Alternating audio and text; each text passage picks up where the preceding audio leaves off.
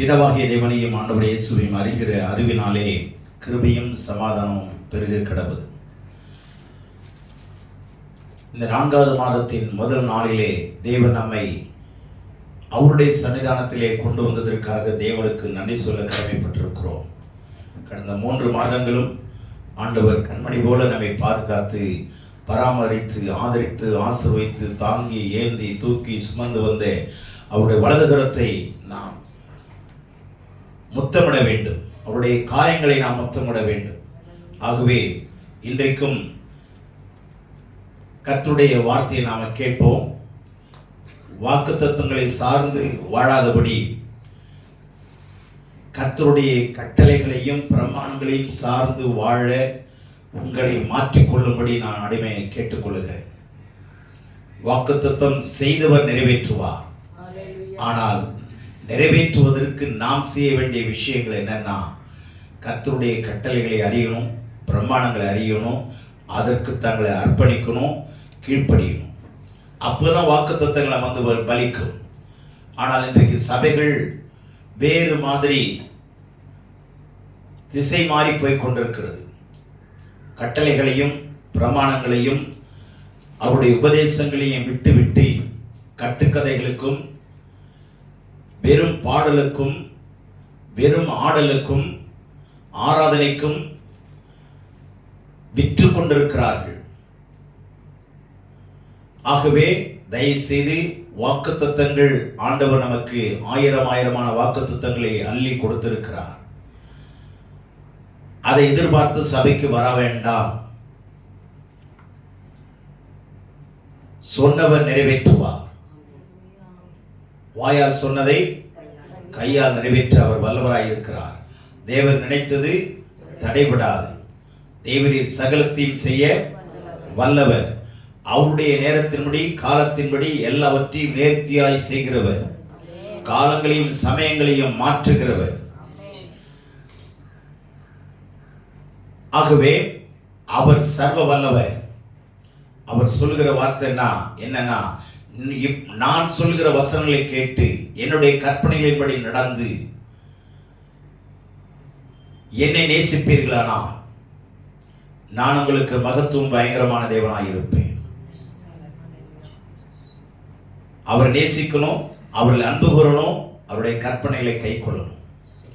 அவருடைய உடன்படிக்கைக்குள்ளே இருக்கிறோமா இல்லையா என்பதை தயவு செய்து ஒவ்வொரு நாளும் நிதானித்து அறிந்து கொண்டே வாருங்கள். உடன்படிக்கைக்கு உட்பட்டவர்களாக இருக்கணும். இந்த உடன்படிக்கைங்கிற நூல் இருக்கே, இதை ஆதியாகமத்திலிருந்து வெளிப்படுத்தல் வரைக்கும் ஆண்டவர் கட் பண்ணாம அதை தொடர்ந்து அந்த உடன்படிக்கையை அவர் காக்கிறதுனால தான் இருக்குது. அவர் செய்த உடன்படிக்கை, அவர் தான் உடன்படிக்கை செய்தார். செய்தவர் காப்பாற்றி வருகிறார். யாரோட? உங்களோடு என்னோடு செய்தார். உடன்படிக்கை உங்களோடு என்னோடு செய்தார். அப்போ செய்தவர் காப்பாற்றும் போது அதில் இணைஞ்சிருக்கிற நாமும் அதுல பங்குள்ளவர்களா இருக்கிறோமா இல்லையா? அவர் காப்பாத்துறாருன்னா அவர் பாத்திரம் காப்பாத்திட்டு போவாரு, நம்ம வேலையை நம்ம செஞ்சுக்கிட்டு இருப்போம். அப்படின்னா உடன்படிக்கை செய்ததான அர்த்தம் என்ன? அப்போ நம்முடைய வேலை என்ன? எதன் அடிப்படையில் உடன்படிக்கை செய்தார்? நிபந்தனையின் அடிப்படையில். ஆபிரகாம் ஒருவருக்கு தான் நிபந்தனை இல்லாமல் அந்த உடன்படிக்கை செய்தார், வாக்கு பண்ணினார். மற்ற எல்லாருக்கும் நிபந்தனையின் அடிப்படையில். அந்த நிபந்தனையை நாம கை கொள்ளாம விட்டுட்டோம்னா சொன்ன வாக்குத்தத்தங்கள் பலிக்காது, தாமதமாகலாம். ஆகவே தயவு செய்து கட்டளை என்ன என்பதை நாம் பார்ப்போம்.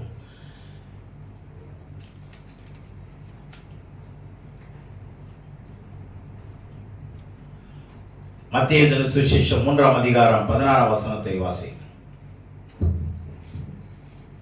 இயேசு ஞானஸ்நானம் பெற்று ஜலத்திலிருந்து கரையேறின உடனே இதோ வானம் அவருக்கு திறக்கப்பட்டது. தேவ ஆவி புறாவை போல இறங்கி தம்மேல் வருகிறதை கண்டார். இயேசு மனிதனாய் பிறந்து 30 ஆண்டு காலம் வரைக்கும் பெற்றோர்களுக்கு கீழ்ப்படிந்து நடந்தார் என்று வேதம் சொல்லுகிறது. 12 வயதிலே ஆலயத்திலே போய் அங்கே என்ன செய்தார்னு இருக்கு? போதகம் பண்ணி கொண்டிருந்தார்னு பார்க்கிறோம். அதுக்கப்புறம் 12 வயதுக்கு அப்புறம் என்ன நடந்தது என்று வேதம் தெரிவிக்கவில்லை. ஆனா 30 ஆண்டு காலம் வரைக்கும் பெற்றோர்களுக்கு எப்படி இருந்தார்? கீழ்ப்படிந்து நடந்தார்னு சொல்லியிருக்கு. கீழ்ப்படிந்து நடந்தார். அந்த கீழ்ப்படிதல் தான் மிக முக்கியமான விஷயம். வாலிப நாட்களிலே அவர் இஷ்டம் போல வாழல, இஷ்டம் போல பெருமையான இடத்துக்கெல்லாம் போகல. பெற்றோர்களுக்கு கீழ்ப்படிந்து நடந்தார், அடங்கி நடந்தார். பிறகு 3 வருஷ காலம் அவர் யோவான் ஸ்நானகனாலே திருமுழுக்கு பெற்று கரையேறின உடனே வானம் திறக்கப்பட்டதுன்னு எழுதலைங்க. வானம் அப்பனா என்ன அர்த்தம்? அவருக்கு மாத்திரம்தான் வானம் திறந்தது, மற்றவங்களுக்கு என்ன ஆகல? ஏன் திறக்கல? நீங்களும் ஞானஸ்நானம் எடுத்தீங்கல்ல, நம்மளும் எடுத்தோம்ல. கவனிச்சு பாருங்க, ஏன் அவருக்கு திறக்கப்பட்டது?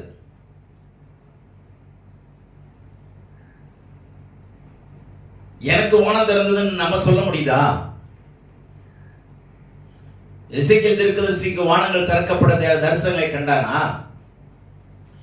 யாக்கோபு வானம் திறக்கப்பட்டதை பார்த்து இது பயங்கரமான ஸ்தலம்னு சொன்னால. ஒரு சிலருக்கு ஏன் வானம் திறந்தது? அப்ப எப்போ வானம் மூடுனது? அவருக்கு திறக்கப்பட்டதுன்னா மற்றவங்களுக்கு அப்ப முடிந்ததுன்னா அர்த்தம் தானே. அப்ப அவருக்கு ஏன் திறந்தது? அப்ப திறந்ததுன்னா எப்ப மூண்டது? 4ஆம் அதிகாரம் வாங்க. ஆதியாகமத்தின் புஸ்தகம் 4ஆம் அதிகாரம் 7ஆம் வசனம்.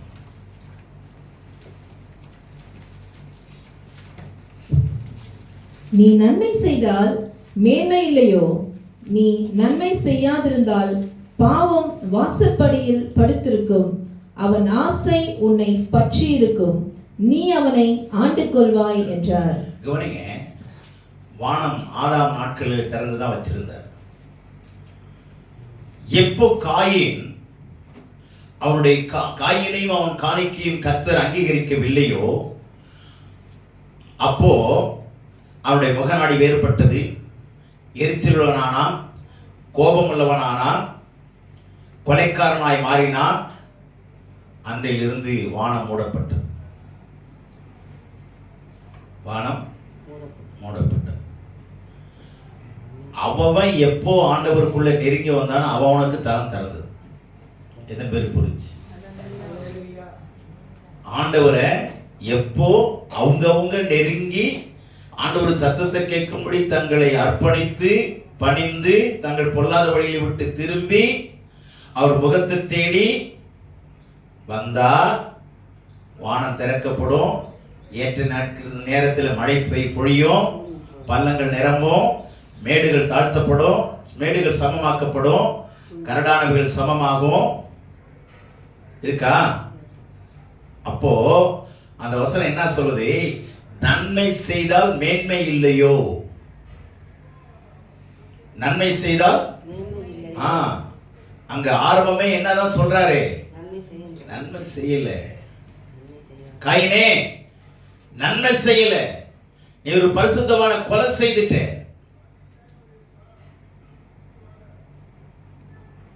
வானம் முடியாச்சு. கட்டளையே மீறப்பட்டது. தேவனுடைய திட்டம் அடக்கம் பண்ணப்பட்டது.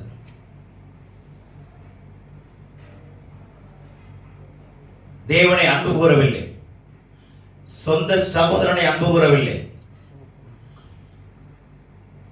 கூட பிறந்த சகோதரனை வெறுத்தான், பகைத்தான், அவனை குறித்து முறுமுறுத்தான், வஞ்சகமாய் அழைத்துக் கொண்டு போனான், தீர்த்து கட்டிவிட்டான். படிப்படியாக பாவம் இப்ப என்ன சொல்லுது? நன்மை செய்யாதிருந்தால் பாவம் இப்ப நல்ல கவனிங்க. வாசல்ங்கிறது என்ன அப்படின்னா, நம்ம என்ட்ரி பண்ணி வரோம்ல, அந்த என்ட்ரன்ஸ் இல்லை. வாசல் படியிலேன்னா நம்ம நடந்து வரோம் பார்த்தீங்களா, வீட்டுக்கு 4 வாசல் இருக்குன்னு வச்சுங்க. எந்த வாசல்னு நினைக்கிறது? வீட்டுக்கு 4 வாசல் வச்சிருக்கிறோம். எந்த வாசல் படுத்திருக்குன்னு, 4 வாசல் படுத்திருக்குன்னு எடுத்துக்கலாமா? எப்போ வானம் முடிச்சோ, எப்போ நன்மை செய்யாத விட்டுட்டு தீமை செய்ய ஆரம்பிச்சோமோ, பாவ வாசல் உனக்கு திறந்துடும். என்ன வாசல்? பாவ வாசல் உனக்கு திறந்துரும். அந்த வாசல்ல மல்லாக்க படுத்துக்கிட்டு நீட்டி பாவம் பிசாசு படுத்திருப்பான். நீட்டி படுத்திருப்பான். இப்போ நேரமே யோசிச்சு பாருங்க. வானத்தின் வாசல் அடைப்பட்டது, பாவத்தின் வாசல் திறக்கப்பட்டது. வாசல்ல இப்ப படுத்திருக்கிறது யாரு? பாவம்னாவே பிசாசுன்னு அர்த்தம்.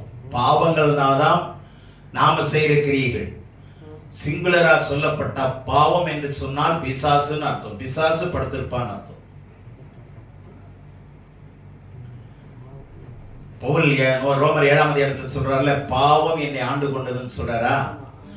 சிங்குலர்ல சொல்லும் போதெல்லாம் பாவம்னா பிசாசுன்னு அர்த்தம், டெவில், சேட்டன் அர்த்தம். பாவங்கள்னாதான் கிரியைகள், பாவ கிரியைகள். அப்போ பாவம் என்னை ஆண்டு கொண்டிருக்கிறதுனா சாத்தான் என்னை ஆண்டு கொண்டிருக்கிறான். நான் நன்மை செய்யும்படி விரும்புறேன், நன்மை செய்ய முடியவில்லை. 7:15 சொல்றாருல ரோமர்ல, நன்மை செய்யும்படி விரும்புகிறேன், நன்மை செய்ய முடியவில்லை. நான் வெறுக்கிறேன், அதுதான் நான் செய்யறேன். காரணம், அவர் சொல்றாரு, எனக்குள்ளே பாவம் என்னை ஆண்டு கொண்டிருக்கிறது என்று கண்டுபிடித்தேன். அந்த வார்த்தையை கவனிங்க. 7:15 படிங்க, நல்லா இருக்கும். ரோமர் 7:15. எப்படியெனில் நான் செய்கிறது எனக்கே சம்மதி இல்லை. நான் விரும்புகிறதை செய்யாமல் நான் வெறுக்கிறதையே செய்கிறேன். இப்படி நான் விரும்பாததை செய்கிறவனாய் நியாயப்பிரமாணம் நல்லதென்று ஒத்துக்கொள்கிறேனே. ஆதலால் நான் அல்ல, எனக்குள் வாசமாயிருக்கிற பாவமே அப்படி செய்கிறது. 19. ஆதலால் நான் விரும்புகிற நன்மையை செய்யாமல் விரும்பாத தீமையையே செய்கிறேன். விரும்புகிற நன்மையை செய்யாமல் விரும்பாத தீமையை செய்கிறேன்.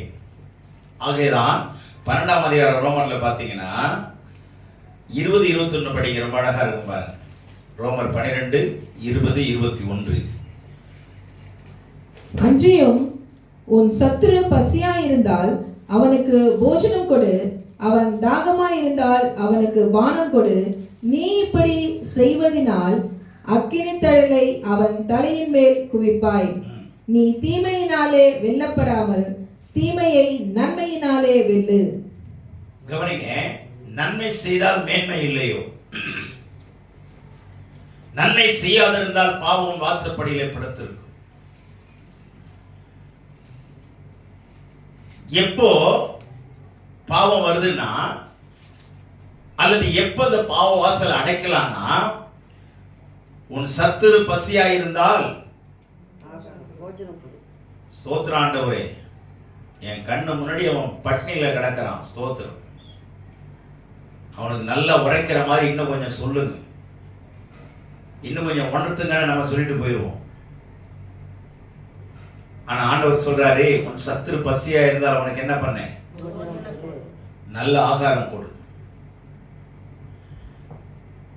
தாகமா இருந்தா அவனுக்கு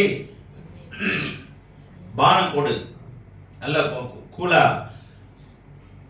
என்ன கொடு, ஜூஸ் எல்லாம் வாங்கி கொடுங்க. இப்படி செய்தால் அக்கினி தழலை அவன் மேல் குவிப்பாய். அப்படின்னு என்ன அர்த்தம்? அக்கினி தழல மேல குவிப்பானே. இந்த ஒவ்வொரு வார்த்தைக்கு அர்த்தத்தை கண்டுபிடிங்க. நான் நிறைய சொல்றேன், கண்டுபிடிக்கிற வேலை நம்முடைய வேலை, மறைக்கிற வேலை தெய்வத்தினுடைய வேலை. காரியங்களை மறைத்து வைத்திருக்கிறார். ரகசியங்களை மறைத்து வைத்திருக்கிறார், சத்தியங்களை மறைத்து வைத்திருக்கிறார். கண்டுபிடியுங்கள். அக்கினி தழலை அவன் மேல் குவிப்பாய்னா நியாய தீர்ப்பு அவன் மேல குவிப்பாய் இல்லை. ஒருத்தர் அக்கினி தலையில கொண்டு போட்டுனா அக்கினி என்ன ஆகும்? செத்து போயிடுவான். அப்ப நியாய தீர்ப்பு கொடுத்துட்டு வந்துடலாமா அப்படின்னு அர்த்தம் அதுல சொல்லல. அந்த காலத்துல விளக்கு இல்லாதனால அக்கினி தடல குவிச்சு வச்சு அதுக்கு முன்னாடி உட்கார்ந்து சாப்பிடுவாங்க. அந்த வெளிச்சத்துல கொஞ்சமாவது வெளிச்சம் இருக்குல்ல, அந்த வெளிச்சத்துல அக்கினி தழல போட்டு முன்னாடி உட்கார்ந்து அந்த வெளிச்சத்துல அவங்க காரியங்களை செய்வாங்க, சாப்பிடுவாங்க. அப்ப என்ன அர்த்தம்னா அவன் வாழ்க்கையில விளக்கேற்றி வைக்கிறேன்னு அர்த்தம். நம்ம வாழ்க்கையில எரியிற விளக்க அணைச்சிட்டு வந்துடுவோம். இனிமே உனக்கு நீ பண்ண அட்டுழித்து இதாண்டா உனக்கு அப்படின்னு சொல்லி.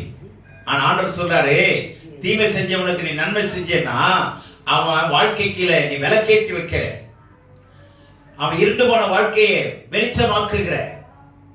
இந்த வசனம் அர்த்தம் கண்டுபிடிச்சவன எனக்கு ரொம்ப சந்தோஷமா இருந்தது. ஏன்னா இப்படியெல்லாம் ஆண்டவர் எழுதி வச்சிருக்கிறாரு. அவன் தலையின் மேல அக்கினி தழலை குவிப்பாய்னா ஒரு ஜட்ஜ்மெண்ட்டை கொடுப்பாய்ங்கிற மாதிரி நினைச்சிட்டு இருந்தோமே. ஆனா அப்படி இல்லை, மாறி இருக்கே. அவன் வாழ்க்கையில நீ என்ன பண்ற? விளக்கேற்றி வைக்கிற. எத்தனை பேர் புரிஞ்சிச்சு? நன்மை செய்யுங்க, நன்மை செய்ய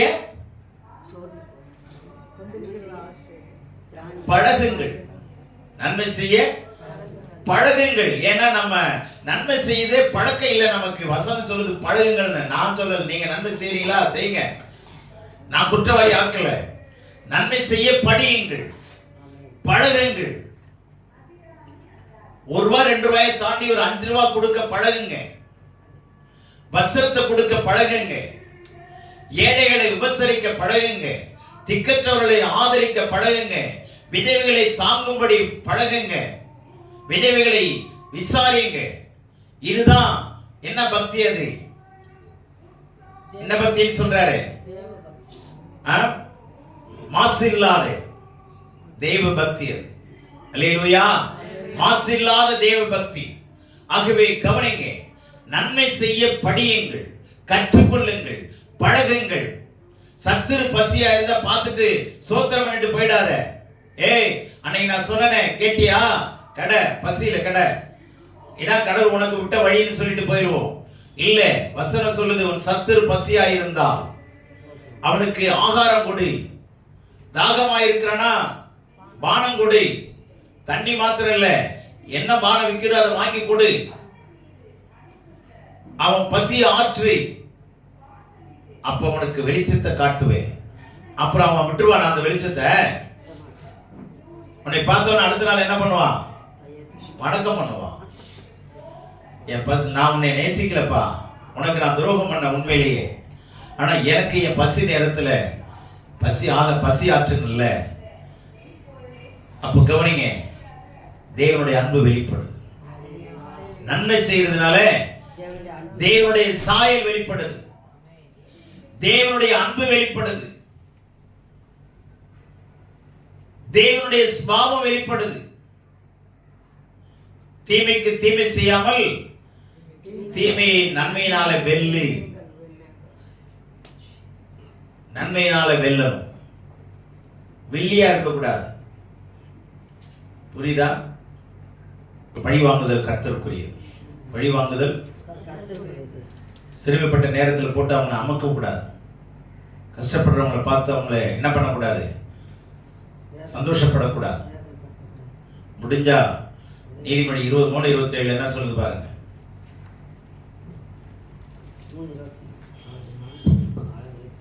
நன்மை செய்யும்படி உனக்கு திராணி இருக்கும்போது அதை செய்யத்தக்கவர்களுக்கு செய்யாமல் இராதே. நன்மை செய்ய திராணி இருக்கும்போது அதை செய்யத்தக்கவர்களுக்கு செய்யாமல் இராதே.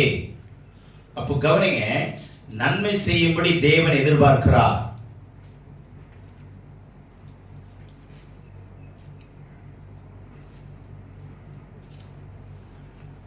நன்மை செய்யும்படி தேவன் எதிர்பார்க்கிறார். தயவுசெய்து நாம நன்மை செய்ய கற்றுக்கொள்ளணும். நன்மை செய்ய கற்றுக்கொள்ளணும். இந்த ரோமர் 12:20 பார்த்தோம்ல, அந்த வசனம் எங்க இருக்குதுன்னா நீதிமொழி 25:22 இருக்கு. அதனால் நீ அவன் தலையின் மேல், இதே 21-22 அப்படிதான் இருக்கு. உன் சத்துரு பசியா இருந்தால் அவனுக்கு பசிக்கு ஆகாரம் கொடு, அவன் தாகமா இருந்தால் குடிக்க தண்ணீர் கொடு. அதனால் நீ அவன் தலையின் மேல் எரிகிற தழல்களை குவிப்பாய், கர்த்தர் உனக்கு பலனளிப்பார். கர்த்தர் உனக்கு பலனளிப்பார். இடுக்கணில் உதவவே சகோதரன் பிறந்திருக்கிறான். இடுக்கணில் உதவவே, நேரம் பார்த்து உதைக்கவே இல்லை, நேரம் பார்த்து உதைக்க பிறந்திருக்கிறான் இல்ல, உதவ பிறந்திருக்கிறான். நன்மை செய்யத்தக்க நேரத்தில் நன்மை செய்யுங்க. நன்மை செய்யத்தக்க நேரத்தில் என்ன பண்ணும்? நன்மை செய்யணும். திராணி இருக்கு, நன்மை செய், யோசிக்காத. திராணி இருக்குல்ல, நீ எதை வேணாலும் கேளு, நான் செய்யறேன், காசை மாத்திரம் கேட்டுறாத. எத்தனை பேர் சொல்றோம்? கடை கூப்பிடுறியா? வரேன்.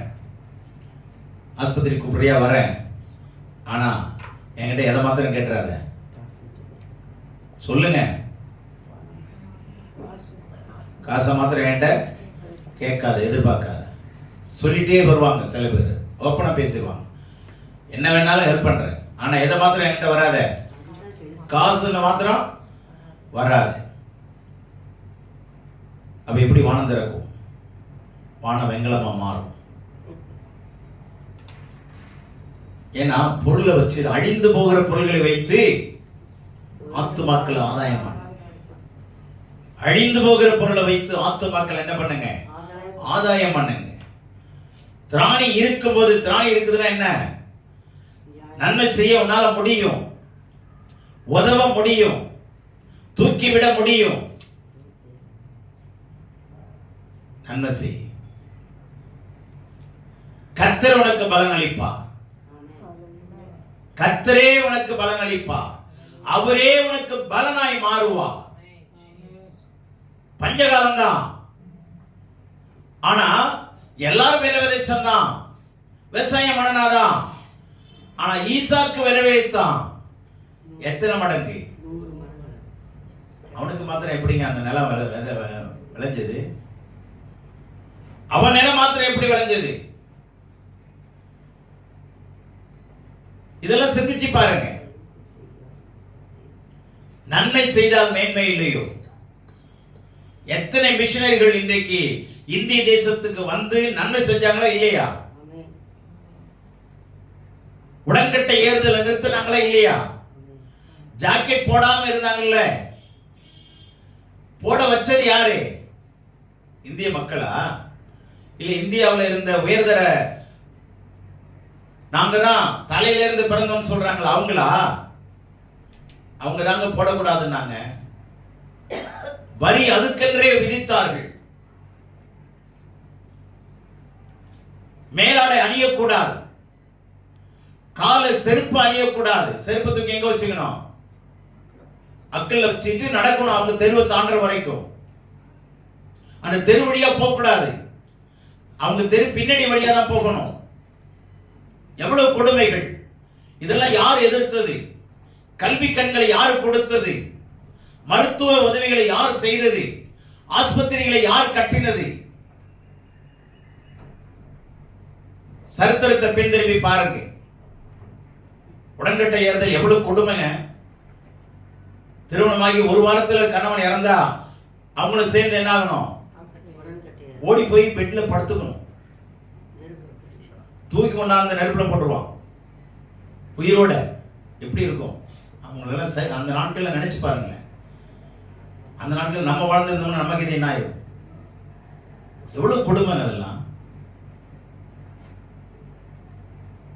நம்ம பிள்ளை கண்ணெதிர தூக்கி எறிஞ்சாங்கன்னா எப்படி இருக்கும்? இன்னைக்கு சகிச்சிக்க முடியுமா? எப்படிங்க மிருகத்தனமா வாழ்ந்தாங்க? அந்த அளவுக்கு சடங்குகள் பாருங்க, வெறித்தனமா இருந்தது. அதுக்கு போராடினாங்க. எவ்வளவு போராட்டம், எவ்வளவு பேர் சிறைவாசம். லார்ட் மெக்காலே இவங்க எல்லாம் போய் அவங்க சரித்திரத்தை தயவு செய்து படிங்க. கால்டுவெல் படிங்க. என்னென்ன செய்தார்கள் மிஷனரிகள். இன்னைக்கு இந்த மிஷன்லாம் போய் நரிதான் இருக்கு உள்ள. இப்போ கிறிஸ்தவத்துல நரிகள் தான் உள்ள இருக்காங்க. மிஷனை காணோம், வியாபாரம் ஆக்கிட்டாங்க. எப்படி ஆசீர்வாதமா மாறும்? தன்னுடைய சொத்தை வித்தாங்க. வில்லியம் கேரி மனைவியை இழந்தார். பிள்ளையை கடல் பிரயாணத்திலே பிள்ளையை இழந்தார். தனி மனிதனா இந்த இந்தியாவிலே கல்கட்டாவில் வந்து இறங்கினார். எவ்வளவு வேதனை, எவ்வளவு மன அழுத்தம், எவ்வளவு தனிமை. மகனை இழந்து மனைவியை இழந்து எப்படி ஏன் நான் இந்த இந்திய தேசத்துக்கு வந்தாகும்? அது ஒன்றும் தலையெழுத்து இல்லை. நான் திரும்பி போயிருக்கலாம் இந்திய தேசத்துக்கு, இங்கிலாந்து தேசத்துக்கு. ஏன் போகல? அவருடைய தரிசனம். அல்லேலூயா. அவர் எல்லாவற்றையும் இழந்தார். இன்றைக்கு அவருடைய பேர்ல தான் யூனிவர்சிட்டியே இருக்கு. சரித்திரம் உருவாக்கப்பட்டது அவருடைய பேர்ல. அல்லேலூயா. அவர் மரித்த பொழுது 120 கிராமங்களிலிருந்து ஜனங்கள் வந்தார்கள். 120 கிராமங்கள், 20 முழு வேதாமத்தை 20 மொழிகளிலே மொழிபெயர்த்தார். முழு வேதாமத்தை 20 மொழிகளிலே. எத்தனை மொழி? என்னங்க இது மந்திரமா? 40 மொழிகளிலே புதிய ஏற்பாட்டை மொழிபெயர்த்தார். என்னங்க மனுஷனா மிஷனான்னு நான் யோசிக்கவே முடியலங்க. இவ்வளவு இழப்பின் நடுவில். அன்னைக்கெல்லாம் வேதாகம கையில இல்லைங்க. ஜனங்களுக்கு வெளிச்சத்தை ஏற்றி வச்சார். அவருக்கு எவ்வளவு உபத்திரவங்கள். நாம என்ன உபத்திரவப்படுறோம் சொல்லுங்க? 6 மணிக்கு நம்ம அங்க வர்றதுக்கு எவ்வளவு சிரமங்க. எவ்வளவு அர்ப்பணத்தோட வரோம் தெரியுமா? எவ்வளவு அர்ப்பணிப்பு, எவ்வளவு தூக்கத்தை இழக்கிறோம், எவ்வளவுலாம் இழந்து வரோம் தெரியுமா? இதுக்கு ஈடே இல்லைங்க. இதுக்கே கடவுள் என்னை ஆசீர்வதிக்கணும். வாரத்துக்கு 10 தடவை என்னை அழ வைக்கிறாரு. ஆனா இதுக்கான பலனை கடவுள் கொடுப்பார். உண்மைதான். நன்மை செய்தால் மேன்மை இல்லையோ? நன்மை செய்யாததுனால என்ன அடைக்கப்பட்டது? இந்த 3 மாதம் என்ன நன்மை செஞ்சிருக்கிறோம்? எத்தனை பேருக்கு எத்தனை விதமான நன்மை செஞ்சிருக்கிறோம் சொல்லி பாருங்க. ஆண்டவர்கிட்ட எவ்வளவு பெற்றிருக்கிறோம்? ஆண்டவர்கிட்ட எவ்வளவு பெற்றிருக்கிறோமா இல்லையா? தனி மனிதனாய் வந்தான். எவ்வளவு ஆசீர்வாதங்கள் ஆபிரகாமுக்கு கொடுத்தா. சீமானா இருந்தா. பூமி அவனுடைய செல்வம் தாங்க முடியாமல் இருந்ததா? எத்தனை வேலைக்கார குடும்பத்தை அங்க காப்பாத்தினா? அவன்கிட்ட இருந்த 318 பராக்கிரமசாலிகள் வேலைக்காரர். யுத்தத்துக்கு யாரெல்லாம் கூப்பிட்டு போனா? அக்கம் பக்கத்தில் இருந்தவன் இல்ல, அவன் வீட்டுல வேலைக்கு இருந்தவன். எத்தனை பேரு? 3 பேரா? நம்ம 3 பேரை கூப்பிடுறோமா? ஒருத்தரை வேலைக்கு வைக்கிறோமா? அவனுக்கு சம்பளம் கொடுக்க முடியாதுங்க. அவ வர டிவி இருக்குதான்னு கேட்கிறா, வாஷிங் மிஷின் இருக்குதான்னு கேட்கிறா, வேலைக்காரி இதெல்லாம் கேட்டு உட்காந்துருக்கிறா. அவனுக்கு கொடுக்கறத நான் சேர்த்து வச்சேன்னா, நான் ஒரு சீட்டு போட்டேன்னா ஒரு 10,000 1 லட்சம் நான் சம்பாதிச்சிருவேன். ஒரு ஆளை வேலைக்கு வச்சு அந்த குடும்பத்தை காப்பாத்துறோமா? மனசு இருக்கா? ஏன் செய்ய மாட்டோம்? அந்த குடும்பம் பிழைக்கும்ல, பிழைக்கட்டுமே. அந்த ஆத்துமா ஆதாயம் பண்ணலாமே. 318 அன்னைக்கெல்லாம் சபை வச்சிருந்தான்னா ஆபிரகாம் காணிக்கை வாங்கி என்ன பண்ணிருப்பான்? 318 பேருக்கு சாப்பாடு கொடுத்தான். 318 மனைவிமாருங்க. ஒவ்வொருத்தருக்கும் 4 பிள்ளைங்க, 5 பிள்ளைங்க, 10 பிள்ளைங்கன்னா என்ன எவ்வளவு பேரு? கடவுள் ஏன் ஆசீர்வதிக்க மாட்டார்? நன்மை செஞ்சானா இல்லையா? நல்ல கவனிங்க. என்னைக்கு வானம் மூடிச்சு? காயின் நாட்கள். அதுக்கப்புறம் அவனுடைய பிரயாசத்தின் பக்தி விருத்தி அடையும் போது கர்த்தரோடு கூட உறவு கொள்ளுகிறவன் யாருக்கோ அவனுக்கு மாத்திரம்தான் என்ன ஆச்சு? வானம் திறக்கப்பட்டது. இயேசுக்கு ஏன் வானம் திறந்தது? அப்போஸ்தலர் 10:38 வாசி. நசரேயனாகிய இயேசுவை தேவன் பரிசுத்த ஆவியினாலும் வல்லமையினாலும் அபிஷேகம் பண்ணினார். தேவன் அவருடனே கூட இருந்தபடியினாலே அவர் நன்மை செய்கிறவராயும் பிசாசின் வல்லமையில் அகப்பட்ட யாவரையும் குணமாக்குகிறவராயும் சுற்றித் திரிந்தார். ஆண்டவர் இயேசு சுற்றித் திரிந்தார். அவருக்கு என்ன பைத்தியமா? சுற்றி திரியறதுக்கு நன்மை செய்கிறவராகவும் பிசாசு பிடியிலிருந்து ஜனங்களை விடுவிக்கிறவராகவும் குருடர்களுக்கு பார்வை அளிக்கிறவராகவும் சப்பானிகளை நடக்க வைக்கிறவராகவும் விதவைகளை விசாரிக்கிறவராகவும் அவர் சுற்றி திரிந்தார். பட்டணங்கள் தோறும் கிராமங்கள் தோறும் ஆண்டவர் நன்மை செய்கிறவராக சுற்றி திரிந்தார். நன்மை செய்யணும்னு சுற்றி திரிகிறாங்களா? அது ஒரு பெரிய விஷயம். நன்மை செய்யும்படிதான் சுற்றி தெரிஞ்சாரு. நம்ம ஒரு 100 ரூபாய் போட்டுட்டு ஒரு 400 ரூபாய் போட்டுட்டு நன்மை செஞ்சுட்டு வரலான்னு எத்தனை பேர் ஒரு ட்ரிப் எடுக்கிறோம்? யோசிச்சு பாருங்க. எல்லாரையும் சேர்த்து தான் சொல்றேன். ஒரு 500 ரூபாய், குறைஞ்சது ஒரு 500 ரூபாய் எடுத்துக்கோ. நன்மை செஞ்சுட்டு வரலாம். அந்த 500 ரூபாய் வச்சு என்ன பண்ணலாம்? நன்மை செஞ்சுட்டு வரலாம். இன்னைக்கு அப்படி ஏதாவது ஒரு ட்ரிப் எடுக்கிறோமா? போயிட்டு வருவோம். ஒரு 10 கிலோமீட்டர் தூரம் யாருக்கெல்லாம் நன்மை செய்யலாமல் செஞ்சுட்டு வருவோம். அப்படி ஏதாவது நினைப்பு வருதா? ஏன் வரக்கூடாது? நோக்கமே என்ன? இயேசுவுக்கு நன்மை செய்யணும். இன்னைக்கு நன்மை செய்யணும். சுற்றி தெரியும். இந்த மாதிரி ஆளை பார்த்தா நம்ம என்ன சொல்லுவோம்? லூசு பயப்பட போல இருக்குது, இது மாதிரி சுத்தி தெரிஞ்சுக்கிட்டே கிடக்குது அப்படின்னு நம்ம அவனை குற்றவாளி ஆக்கி போயிடுவோம். ஆண்டவர் சொல்றாரு, நன்மை செய்யும்படி அவர் சுற்றி திரிந்தார். நல்ல உதாரணம் 10:1 பாருங்க. 1 இருந்து அப்போஸ்தலர். இத்தாலியா பட்டாளம் என்னப்பட்ட பட்டாளத்திலே 100க்கு அதிபதியாகிய கொர்நேலியு என்னும் பேர் கொண்ட ஒரு மனுஷன் செசரியா பட்டணத்திலே இருந்தான். விவரமா சொல்றான், எங்க வாழ்ந்தா, என்ன வேலை செய்யறான், அவன் என்ன, அவன் குடும்பம் என்ன டீடைல் எல்லாமே இருக்கு பாருங்க. அவன் தேவபக்தி உள்ளவனும் தன் வீட்டார் அனைவரோடும் தேவனுக்கு பயந்தவனுமாய் இருந்து. தேவ பக்தி உள்ளவன், வீட்டார் அனைவரோடும் மனைவி பிள்ளைகள் எல்லாம் தேவனுக்கு பயந்து அவனுக்கு அடங்கி நடந்தார். கொர்நேலியு ஒரு பிரஜாதியா, யூதன் அல்ல, பட்டாளத்திலே மிக முக்கியமான அதிகாரி, தேவ பக்தி உள்ளவன். மனைவி பிள்ளைங்களும் சேர்ந்து என்ன பண்ணாங்க? பக்தி உள்ளவர்களாக இருந்தாங்க, பயம் உள்ளவர்களாக இருந்தாங்க. அவனுக்கு அடங்கி நடந்தாங்க. அடக்கி நடக்கல. வீட்டார் அனைவரோடும் தேவனுக்கு பயந்து ஜனங்களுக்கு மிகுந்த தர்மங்களை செய்து எப்பொழுதும் தேவனை நோக்கி ஜெபம் பண்ணி கொண்டிருந்தான். மிகுந்த தர்மங்களையும் தானங்களையும் செய்து வீட்டுல என்ன யாருமே என்ன பண்ணல, ரெஸ்ட்ரிக்ஷன் பண்ணல. ஏங்க இதான் குழப்பம் உனக்கு அப்படின்னு என்ன பண்ணல. நம்மள என்ன பண்ணுவோம்? அவங்கவுங்க யோசிச்சு பாரு. ஒரு 1000 ரூபாய் எடுத்துட்டு குமார் கிளம்புறாரு. ஏய் வாங்கடா பிள்ளைங்க 2 பேரும், நம்ம 3 பேர் சேர்ந்து அப்பாவை ஜாம் பண்ணி அனுப்புவோம். அது மாதிரி என்ன ஒவ்வொருத்தரும் எடுத்துங்க. நம்ம என்ன பண்ணுவோம்? கொஞ்சம் யோசிங்க.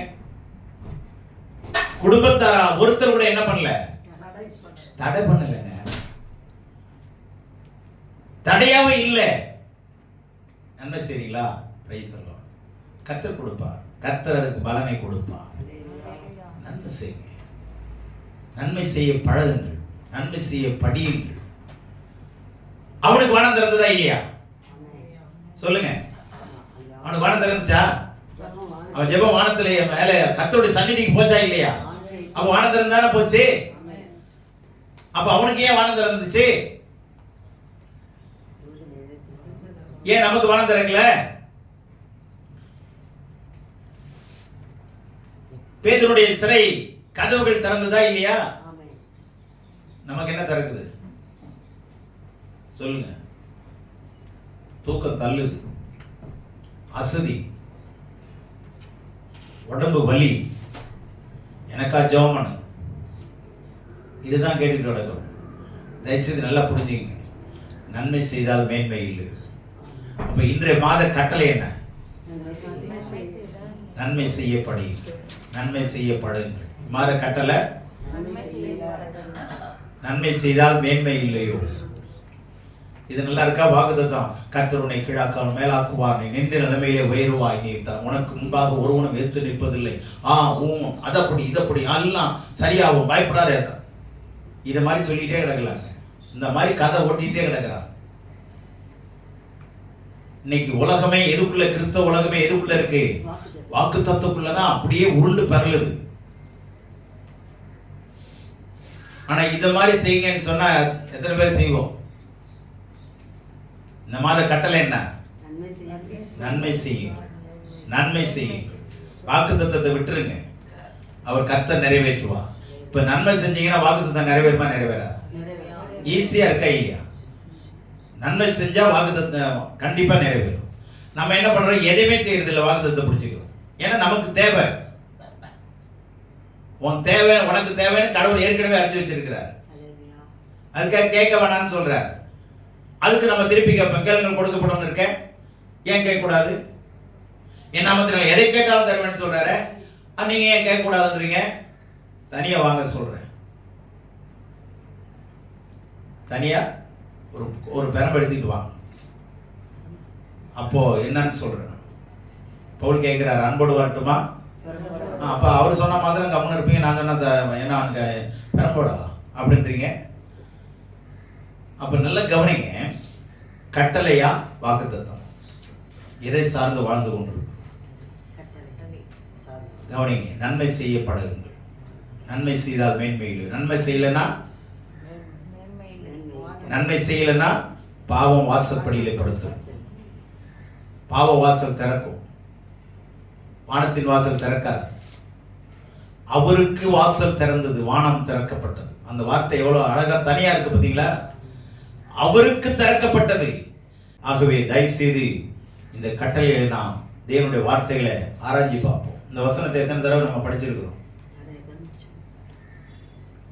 படிச்சிருக்கிறோமா இல்லையா? நானும் தான் படிச்சிருக்கிறேன், எனக்கும் புதுசா தான் இருக்கு. இது எபிரேயத்தின் அடிப்படையில் வாசிக்கும் போது தான், படிக்கும் போது தான், கற்றுக்கொள்ளும் போது தான் வசனங்களும் நமக்கு விளங்குது. வசனம் விளங்குனா வாழ்க்கை விளங்கும். வசனம் விளங்குச்சுன்னா நீங்க வசனத்தில் இருக்கிற மறைவானைகளை கண்டுபிடிங்க. அவருக்கு ஏன் தரது? இந்த கேள்வியை கேட்டிருக்கிறோமா? அவருக்கு திறந்துச்சுன்னா அவர் தேவகுமாரன், அது ஒரு நீதி காந்தி. அவர் தேவகுமாரனா பிறந்த, அவருக்கு திறந்துச்சு. மனுஷனா தானே பிறந்தாரு, அந்த பக்கத்தை விட்டுருவோம். அவருக்கு ஏன் திறந்தது? அவர் தேவகுமாரன், அதனால திறந்துச்சு. சரி, கொர்நேலி தேவகுமாரனா? ஆனந்தத்தில் இருந்தா பிடிச்சாரு? மரியல் வயித்துல பிறந்தாரா? இல்ல இயேசுவோட கூட பிறந்தவரா? புறஜாதியா? எந்த விதத்திலையும் சம்பந்தம் கிடையாது, மாமனும் கிடையாது, மச்சானும் கிடையாது. அப்ப அவருக்கு மாத்திரம் எப்படி திறந்துச்சு? அந்த கேள்வியெல்லாம் நம்ம கேட்க மாட்டோம், எஸ்கேப் ஆயிடுவோம். அதனால நாம எல்லாரும் சேர்ந்து நன்மை செய்யுங்கள், கர்த்தர் பலன் அளிப்பார். கர்த்தர் என்ன செய்வார்? பலன் அளிப்பார். தேவன் தாமே இந்த சத்தியங்கள் வழியாக நம்மை தினந்தோறும் நடத்துவாராக. ஆமென்.